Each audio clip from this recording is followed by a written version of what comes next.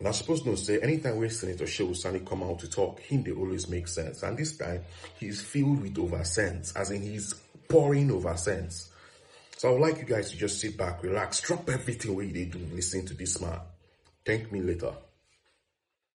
Yes, we can appreciate the fact that for nearly 6 decades we remain as a country. But if we are going to be fair, objective, and realistic with ourselves, the nation that we call Nigeria today is more divided now than it was in 1960. The dream of our founding fathers was to have a united, progressive, and prosperous nation. As you have seen with our motto, unity and faith, peace and progress. Now, if you pick any of this, whether it is unity, whether it is faith, whether it is peace, whether it is progress, you will see how this country has been destroyed systematically by a succession of leaders that have presided over the affairs of this country. And unfortunately, in the 50s and 60s, the political class, those that aspire for political office, if you look at their manifestos and their campaign pledges and promises, it is about light, it is about water, it's about infrastructure. And now, 60 years after, and I believe in even the next 20 years, it is still going to be about the same provision of those basic necessities.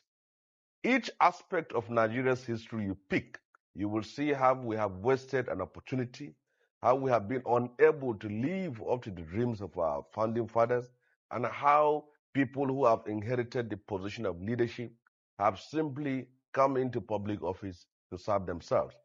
It's unfortunate that government after government, we are more interested in building a bridge that crosses River Niger and link the north to the south without noticing that the bridge that exists in the hearts and souls of Nigerians that link them up to each other has been broken. We have a nation now that is more divided. Unfortunately, nobody will say that this is the Nigeria of our dream if he will objectively study how we derailed from 1960 to where we are today. So as far as I'm concerned, we have come a long way, but we have a long way to go. So as far as I'm concerned, I can say that Nigeria was a missed opportunity, but we still have the chance of doing what we need to do to revert and restore and reset Nigeria back to those founding fathers' dreams that we left and abandoned. Hope you enjoyed it. Let me get your opinion at the comment section. Thanks for listening.